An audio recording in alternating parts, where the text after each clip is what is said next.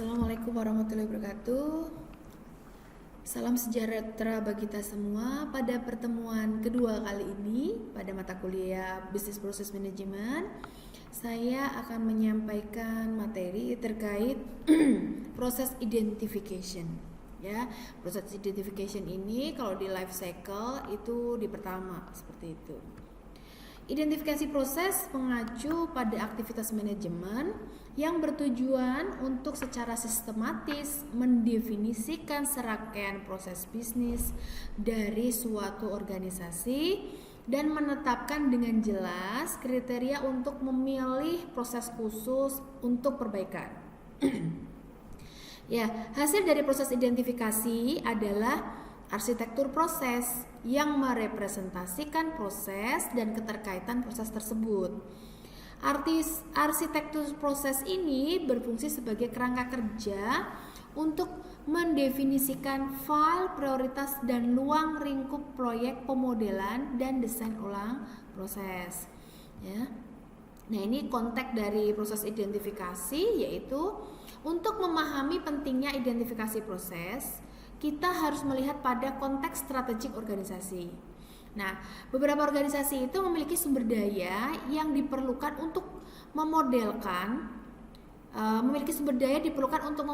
sebuah proses mereka secara detail, untuk menganalisis dan mendesain ulang secara ketat masing-masing, untuk menerapkan teknologi otomasi untuk masing-masing proses, dan akhirnya untuk terus memantau kinerja proses ini secara detail. Jadi fungsinya identifikasi proses itu adalah karena di dalam suatu organisasi itu pasti ada sumber daya yang bekerja berproses. Nah, kita perlu melakukan identifikasi proses tersebut supaya kita bisa menganalisis kemudian mendesain. Misalkan kita mau mendesain untuk teknologi otomatisasinya seperti itu. Kalau yang tadinya manual, Anda bisa rancang desainnya ke otomatis. Nah, untuk membuat sebuah otomatisasi itu tentu Anda harus mengidentifikasi prosesnya dulu. Misalnya di dalam perusahaan, kita lihat dalam toko itu ada proses penyiapan barang, ada apa. Nah, itu sudah termasuk pada identifikasi proses. Jadi kita melihat orang itu pagi-pagi ngapain? Oh, buka toko. Habis buka toko dia bersih-bersih. Oh, setelah itu dia mendata barang. Oh, begitu. Berarti di sini ada berapa proses tuh? Proses yang pertama adalah mendata pagi, setelah beres-beres dan sebagainya, yang maksudnya ada proses-proses yang intinya ada mendata barang. Oh, dia mendata barangnya bagaimana tuh caranya?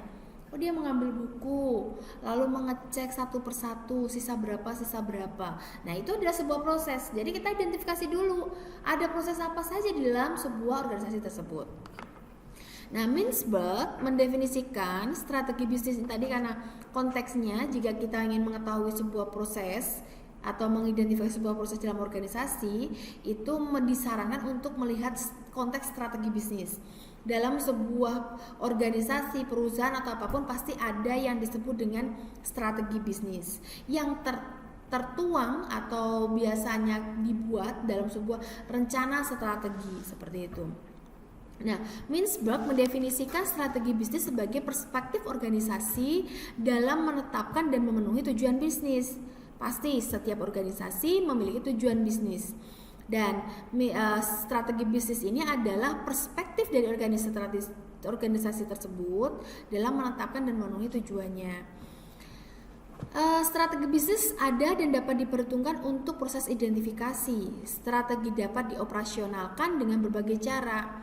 Satu yang menonjol pilihannya adalah untuk menentukan tujuan bisnis adalah dengan menggunakan struktur balance scorecard. Nah, kartu berimbang yang dikasih skor. Nah, balance scorecard itu melihat dari 4 perspektif.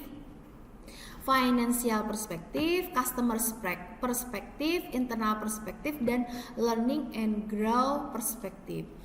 Perspektif keuangan, dia melihat pada struktur biaya yang akan diperbaiki.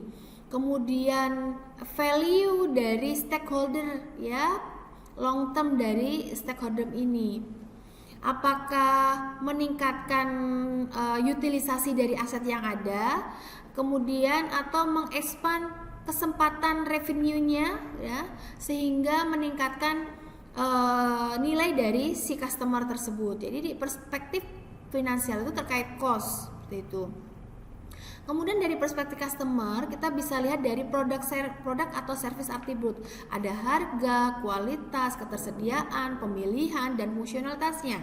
Itu bisa dilihat dari customer. Kemudian ada relationship dari customer itu juga gimana layanannya, gimana partnershipnya, kemudian gimana brands-nya. Seperti itu. Jadi kalau dari bisnis itu, kalau dia dari customer itu bisa dilihat dari produk art service atributnya, relationship dan image-nya. Sedangkan dari internal perspektif, ini dari dalam kita perusahaan, ada operasional manajemen proses, ya, ada supply production dan distribution risk manajemennya bagaimana. Kemudian ada customer process management, bagaimana selection akuisisinya dan retensi pertumbuhan retensinya, ya. Kemudian ada innovation process yang dimana ada kesempatan penelitiannya dan desainnya. Kemudian regulatory and social process, ada kesehatan dari lingkungannya bagaimana. Nah, internal proses yang tadi ini, yang operational management process dan customer management process itu mendukung dari produk atau service attribute dari perspektif customer. Sedangkan innovation process ini mendukung perspektif customer dalam hal relationship, dan regulatory and social process ini mendukung brand image seperti itu. Nah, kemudian dari perspektif learning and grow itu ada kultur yang mendukung operasional manajemen. Kultur yang baik, yang bagus pasti menciptakan operasional manajemen yang sehat dan bagus. Customer management process itu didukung learning growth-nya adalah kepemimpinannya bagaimana, seperti itu. Kemudian innovation process alignment-nya, dan regulatory and social process tergantung dari teamwork-nya. Nah, ini adalah saling berhubungan. Nah, ini adalah the balance scorecard yang ditemukan atau disampaikan oleh Kaplan dan Norton. Jadi balance scorecard itu ada sebuah kerangka yang dimana kita bisa membuat perencanaan strategi yang melihat dari 4 perspektif, yaitu financial perspektif, customer perspektif, internal perspektif, dan learning and grow. Sehingga mudah, yang dimana biasanya hasil akhirnya itu akan muncul KPI. KPI itu nanti bisa dibuat setelah ini terbuat semua, seperti itu, ya. Key performance indicator, bagaimana performanya, seperti itu. Balance scorecard menekankan hubungan kausal antara tujuan yang berbeda dari suatu organisasi. Sebaliknya, arsitektur perusahaan menggambarkan ketergantungan struktural antara berbagai perspektif organisasi. Nah, kerangka berbeda ya yang dari selain balance scorecard yang mendeskripsikan arsitektur perusahaan antara lain adalah TOGAF. Nah, TOGAF atau Zachman Framework ini adalah untuk mendesain arsitektur enterprise dari suatu organisasi yang dimananya ini melibatkan strategi bisnis, seperti itu. Di dalamnya ada unsur-unsur manusianya, bisnisnya, dan sebagainya, prosesnya, seperti itu. Nah, dua kerangka tersebut melihat proses dari beberapa perspektif. Nih tadi Zachman dan atau TOGAF tadi melihat dua perspektif. Satu, perspektif organisasi. Kalau balance scorecard tadi kan perspektifnya adalah finance, ya, customer, kemudian internal, dan learning and grow. Kalau yang dua tadi, yang TOGAF dan intinya enterprise arsitektur, itu melihat dari perspektif organisasi, yaitu yang menggambarkan para aktor, peran, dan organisasi struktur dengan menggunakan bagian organisasi. Kemudian ada juga perspektif produk yang mendefinisikan produk dan layanan yang ditawarkan organisasi bersama dengan hubungan mereka dengan menggunakan katalog produk dan layanan. Kemudian dalam perspektif proses bisnis dijelaskan menggunakan arsitektur proses. Kemudian ada perspektif data, entitas informasional dan hubungannya seperti yang dijelaskan oleh model data. Kemudian ada perspektif aplikasi yang menjelaskan berbagai bagian perangkat lunak dengan mereka dependensinya dan dengan ketergantungan mereka menggunakan model aplikasi. Nah, kemudian ada infrastruktur teknis, seringkali dengan penekanan pada perangkat keras komputer dan jaringan komputer seperti yang dijelaskan oleh model infrastruktur. Jadi kalau Togaf dan Zachman itu melihat pada perspektif organisasinya, ya strukturnya, perspektif produknya, apa produk dan layanannya, perspektif proses bisnisnya berarti alur prosesnya, arsitektur prosesnya. Perspektif aplikasi, ya apa aplikasi yang ada di situ. Kemudian infrastruktur teknis, apa infrastruktur yang ada di situ.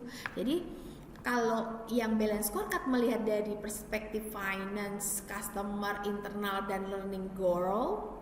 Kalau yang Zachman itu melihat dari perspektif organisasi, produk, proses bisnis, data, aplikasi, serta infrastruktur, seperti itu. Inti dari arsitektur perusahaan adalah bahwa proses bisnis memainkan peran utama, peran untuk mengintegrasikan berbagai perspektif perusahaan. Jadi sebenarnya ini dikombine dari balance scorecard dan Togaf itu.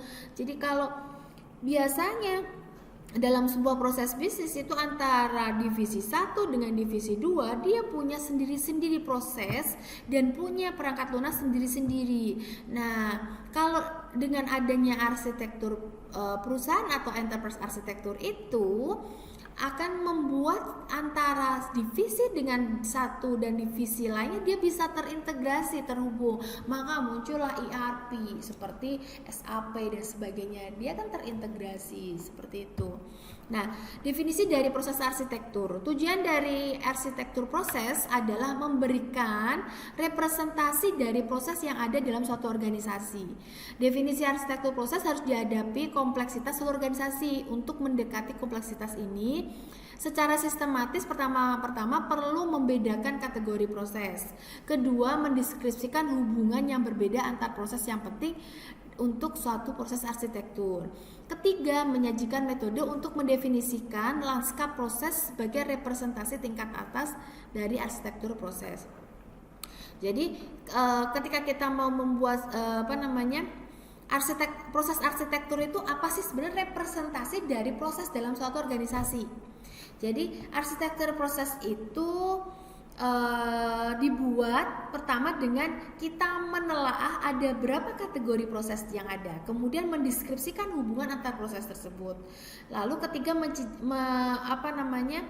menyajikan ya metode yang merepresentasikan antar tingkatan tersebut, antar hubungan tersebut, seperti itu. Nah, ini ada proses kategori ya. Salah satu skema kategori yang paling berkepengaruh adalah model value chain Porter ya. Nanti akan saya jelaskan. Ini awalnya membedakan dua kategori yaitu ada dua kategori. Kategori inti dan kategori pendukung. Namun dalam langkahnya ternyata ada dibagi menjadi 3, yaitu proses core dalam prosesnya ya. Jadi dalam value chain itu ada 2 kategori aktivitas utama dan kategori aktivitas pendukung, yang dimana prosesnya ada core proses, ada support proses, dan manajemen proses. Kalau core proses itu adalah mencakup penciptaan nilai penting perusahaan, yaitu produksi barang dan jasa yang dibayarkan pelanggan. Ini termasuk desain dan pengembangan, manufaktur, pemasaran dan penjualan, pengiriman, penjualan dan pengadaan langsung, yaitu sumber-sumber yang diperlukan untuk pembuatan produk atau pengiriman layanan. Jadi proses inti di perusahaan itu adalah yang mencakup penciptaan nilai penting perusahaan yang tadi ya, membuat produk tersebut. Intinya dari barang itu diproduksi sampai dibayar oleh customer, itu disebut dengan core process. Kemudian support proses ini adalah memungkinkan pelaksanaan proses inti yang termasuk secara tidak langsung ya, misalkan pengadaan perangkat keras, furnitur, alat tulis, manajemen sumber daya manusia, manajemen teknologi informasi, akuntansi, manajemen keuangan dan layanan hukum. Jadi support proses itu dia mendukung core proses seperti itu. Ya, manajemen sumber daya manusia kan tidak menciptakan barang ya, dia hanya pengelolaannya dikelola oleh support proses. Kemudian ada manajemen proses, yaitu memberikan arahan, aturan, praktek untuk inti dan proses pendukung. Ini termasuk perencanaan strategis, penganggaran, kepatuhan dan manajemen resiko, serta manajemen investor, pemasok dan mitra. Kalau kita lihat seperti ini nih. Ini proses kategori dari sebuah produksi ya, perusahaan produksi ya. Manajemen prosesnya ada vision ya, penentuan visi, develop strategi, pembentukan strategi, implementasi strategi, dan manajemen resiko. Ini termasuk dengan manajemen proses. Kalau core proses ada procure material ya, kemudian product market, delivery produk, kemudian manajemen customer service. Nah, kemudian support proses itu ada manajemen personel untuk mendukung core proses, manajemen informasi untuk mendukung core proses, dan manajemen akses untuk mendukung core proses, seperti itu. Nah, hubungan antara proses nih, untuk arsitektur proses kita dapat membedakan 3 jenis hubungan antar proses, yaitu ada sequence, decomposition, dan specialization. Sequence adalah hubungan ini menjelaskan bahwa ada urutan logis antara dua proses. Urutan juga disebut sebagai hubungan horizontal. Misalnya proses dapat berada dalam hubungan konsumen dengan produsen. Ini berarti bahwa satu proses memberikan keluaran yang diambil proses lainnya sebagai masukan. Jadi sequence itu sebuah proses akan dimulai lagi ketika proses yang sebelumnya sudah selesai. Seperti itu. Sequence itu urutan sebenarnya. Decomposition yaitu hubungan ini menggambarkan adanya dekomposisi di proses spesifik mana yang dijelaskan secara lebih rinci dalam satu atau lebih subproses. Dekomposisi disebut sebagai hubungan vertikal atau hierarki. Dekomposisi sering digunakan sebagai hubungan primer yang mendefinisikan struktur arsitektur proses. Nah, specialization yaitu hubungannya menjelaskan bahwa terdapat beberapa varian dari proses umum. Nah, ini bisa kita lihat di sini. Nih, kalau sequence itu seperti ini. Ada urutannya 1, 2, 3, 4, 5. Nah, kalau dekomposisi seperti ini. Ini bisa ke sini atau ke sini, kemudian ini bisa ke sini, seperti itu dekomposisi. Jadi ada keterhubungan seperti ini. Ya, satu proses bisa terpecah dua. Nah, kemudian specialization ya.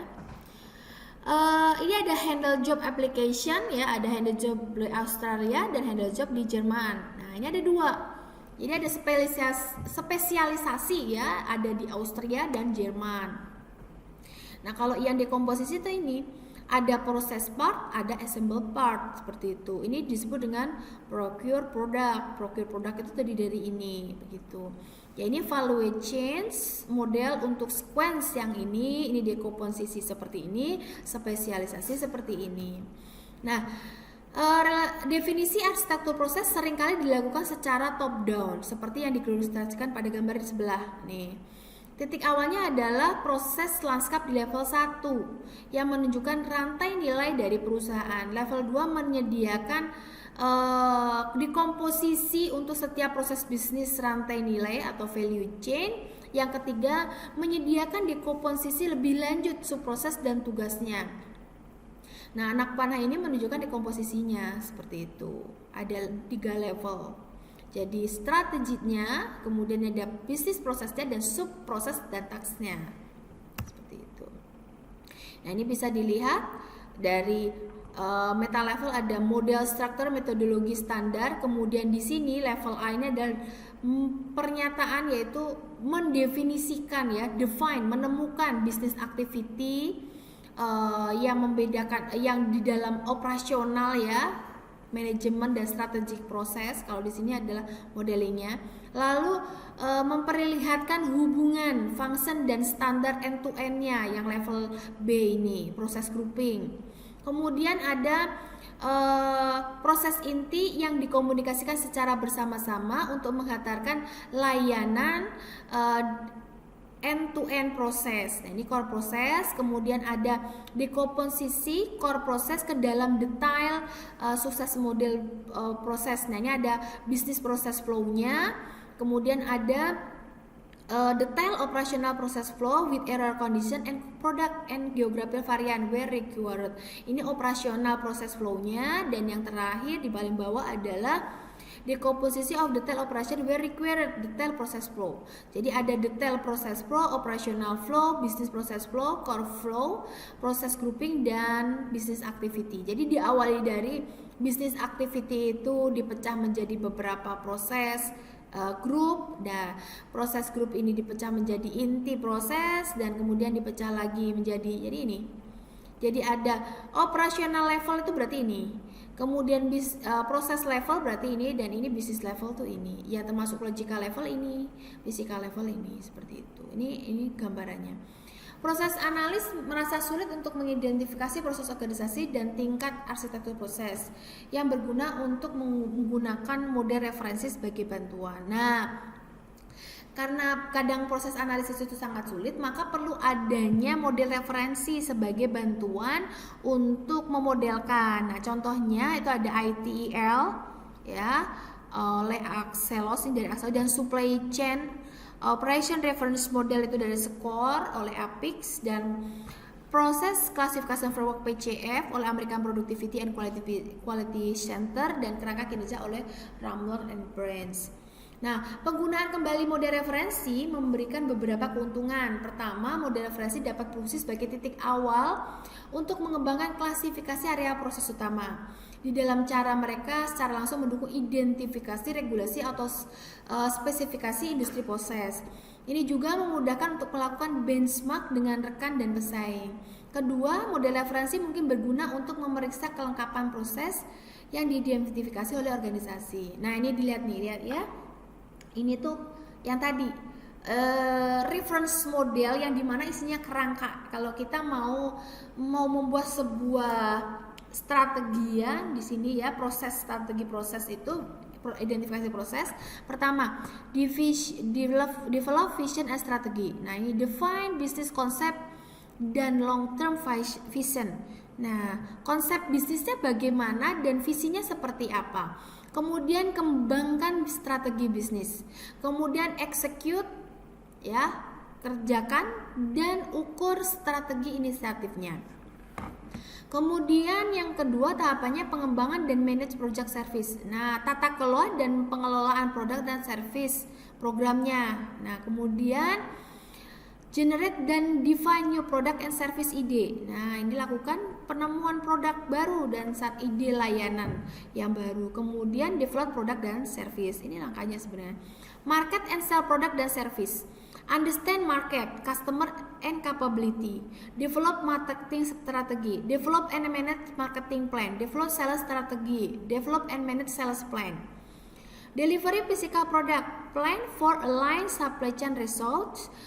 Procure material and service, produce manufacture and delivery product, manage logistic and warehousing. Kemudian ada delivery service, establish service delivery governance and strategy. Tetapkan tata kelola layanan pengiriman dan strateginya.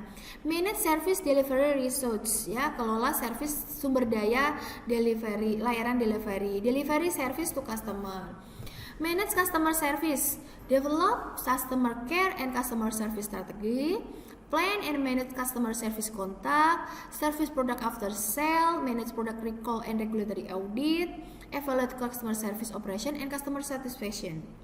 Kemudian develop and manage human capital, develop and manage human resource planning, policy and strategy, recruit, resource and select employee, develop and counsel employee, manage employee relation, reward and retain employee, deploy and retire employee, manage employee information and analytics, manage employee communication, delivery employee communication, manage information IT, manage the business of information IT. Nah, ini masih banyak. Jadi kalau kita membuat sebuah perusahaan dari proses strateginya itu ada ini semua. Isi aja ini. Anda menetapkan ini, bagaimana mengembangkan strategi marketingnya, bagaimana tetapkan semuanya ini. Ketika Anda sudah mendefinisikan semuanya ini, lengkap. Ini adalah kerangka. Jadi ini kerangka jika Anda ingin membangun sebuah usaha, strateginya itu seperti ini. Ada strategi produk, penjualan, pengiriman ya, pengiriman produknya, layanan pengirimannya, pengelolaan customernya ya, kemudian pengembangan dan pengelolaan manusia yang ada di sana, dan pengelolaan IT, kemudian pengelolaan sumber daya keuangan ya, acquire, construct and manage aset nih, pengelolaan asetnya, pengelolaan resiko ya, kemudian pengelolaan external relationship, dan pengembangan serta pengelolaan kapabilitas kemampuan bisnis seperti itu. Nah, ini model arsitektur proses yang mencakup proses pada level 1 yang diketahui sebagai model lanskap atau hanya arsitektur proses titik 1. Ini menunjukkan proses inti pada tingkat yang abstrak. Masing-masing elemen proses lanskap menunjukkan ke satu atau lebih proses bisnis yang terperinci di tingkat 2. Ini lihat, ada sama ya, proses terbagi menjadi 3, manajemen proses, core proses, dan support proses. Manage enterprise, communicate in-out, manage processes, manage quality, manage risk, manage innovation. Nah, core prosesnya dia ada customer relationship, operate financial, transport customer, provide infrastructure. Nah, ini terbagi lagi. Kontak customer, manage by sales. Nah, customer transport. Nah, ini ada hubungannya. Dan ini di support oleh manajemen personel, manajemen finansial, dan sebagainya seperti itu. Jadi ini ada proses landscape. Ini model Vienna Public Transport Operator Wiener, ini contohnya ya, seperti itu. Definisi model landscape proses memerlukan keterlibatan pemangku kepentingan utama organisasi, baik menggunakan wawancara atau lebih disukai yang menggunakan pengaturan lokakarya. Kontribusi dari pemangku kepentingan diperlukan untuk menetapkan legitimasi model yang dihasilkan. Untuk alasan ini penting semua eksekutif senior terlibat. Jadi untuk menetapkan ini itu harus ada keterlibatan pemangku kepentingan bisa melalui wawancara atau lokakarya seperti itu. Nah, ini ada beberapa langkah untuk mendefinisikan model lanskap proses secara sistematis. Pertama, memperjelas terminologi, yaitu istilah kunci yang akan digunakan dalam model lanskap proses harus didefinisikan. Kemudian identifikasi proses ujung ke ujung, end to end. Proses end to end adalah proses yang antarmuka dengan pelanggan dan pemasok organisasi. Beberapa properti membantu kita membedakan end to end proses termasuk produk tipe, service tipe, channel, dan customer tipe. Nah, ini ada beberapa langkah untuk mendefinisikan model lanskap proses secara sistematis. Untuk setiap proses end to end, identifikasi proses berurutan. Untuk langkah ini penting untuk mengidentifikasi hasil internal dan menengah dari proses ujung ke ujung. Ada perspektif yang berbeda yang membantu menetapkan batas-batas proses ini. Ada product life cycle, customer relationship, supply chain, transaction state, chain of business object, inspiration. Untuk setiap proses bisnis, identifikasi manajemen utama dan dukungan prosesnya, menguraikan dan mengkhususkan proses, kompilasi profil proses, dan periksa kelengkapan dan konsistensi. Nih, lihat. Ini proses profile of build IT procure by process adapted. Nah, ini diadaptasi dari buku ya. Procure to pay.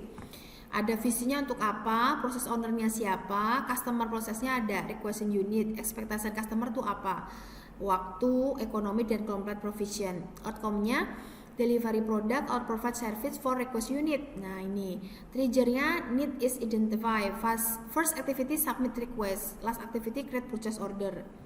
Nah, ini interface inbound plan to procure, interface outbound construct to complete.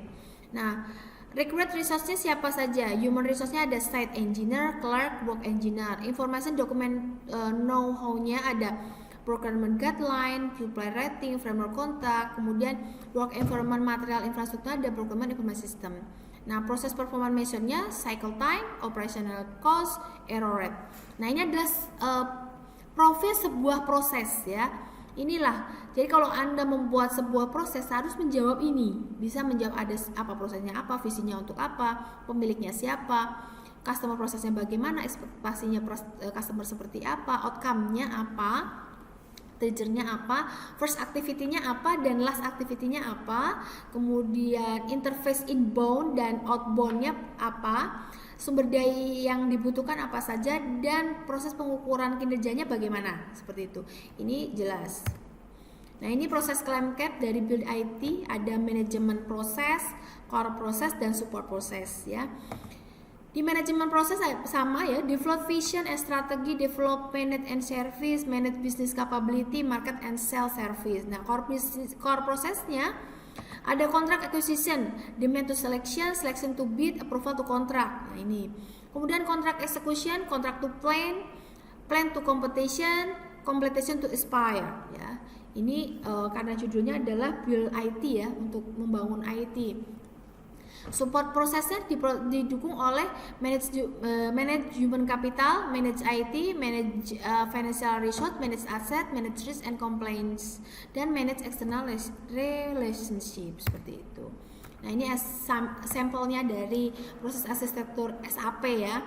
Manajemen prosesnya define operational and track strategi, sales, franchise, and partner management. Kemudian core prosesnya ada innovate, sell, and delivery.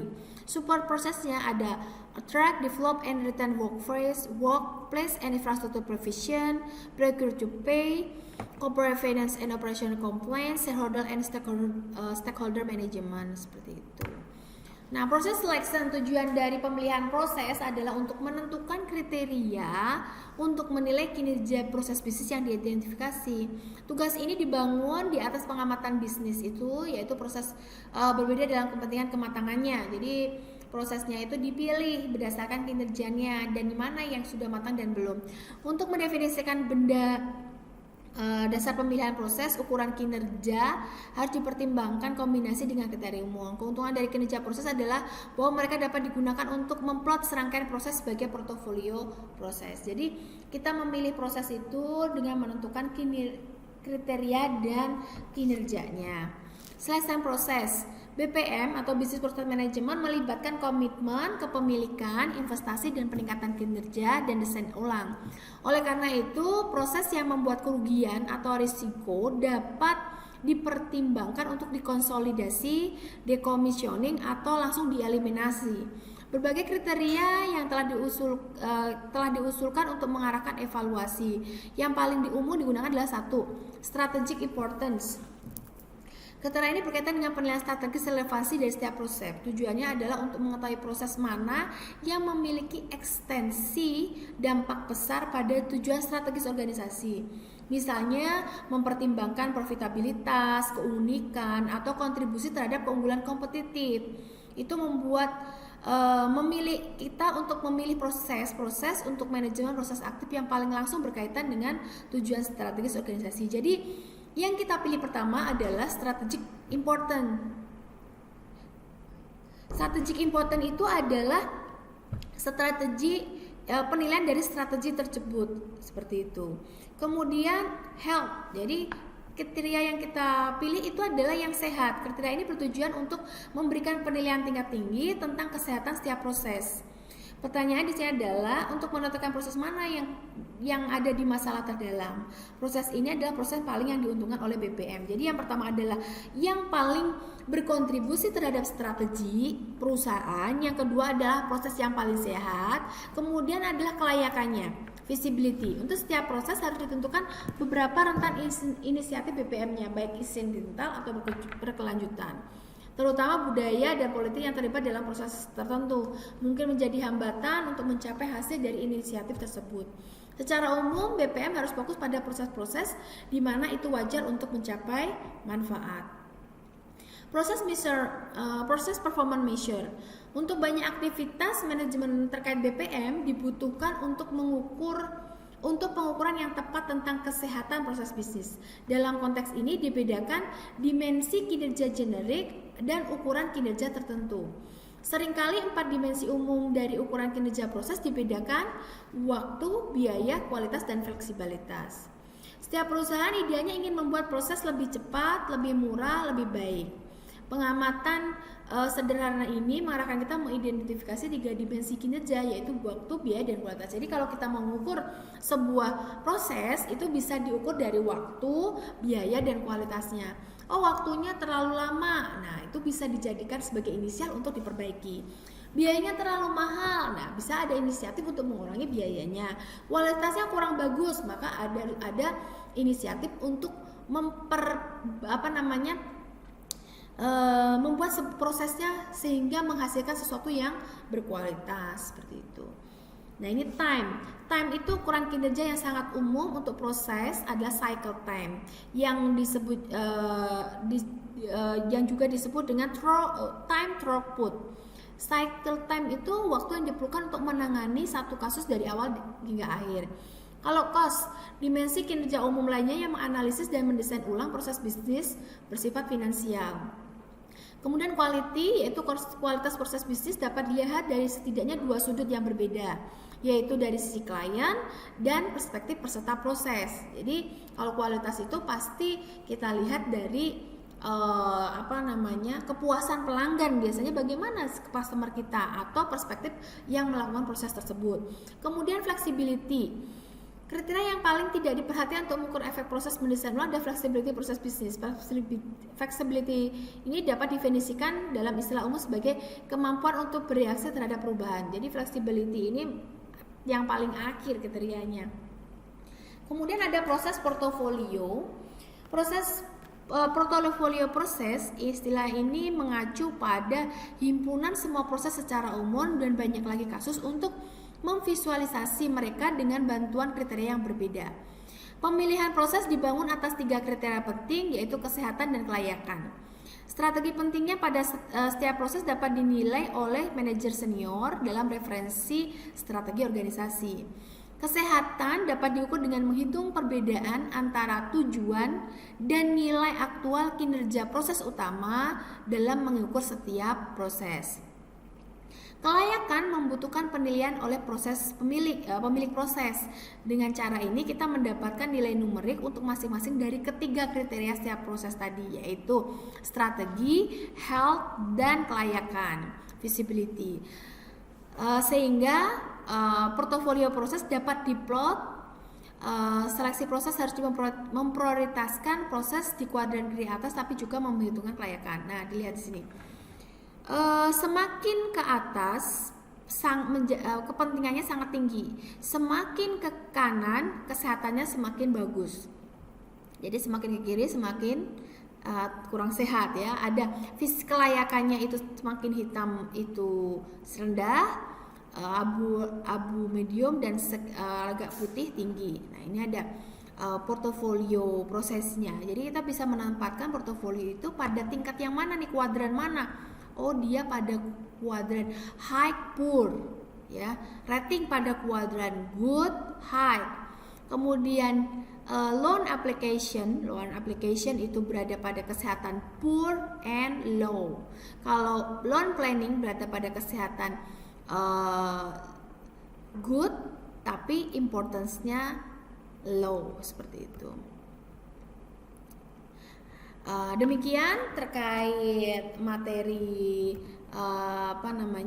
proses identification, dimana bagaimana intinya adalah dalam proses identification itu adalah bagaimana kita mengidentifikasi suatu proses, karena ketika kita tidak mengetahui proses tersebut maka kita tidak akan bisa melakukan improvisasi. Mana yang proses perlu diperbaiki dan mana yang tidak.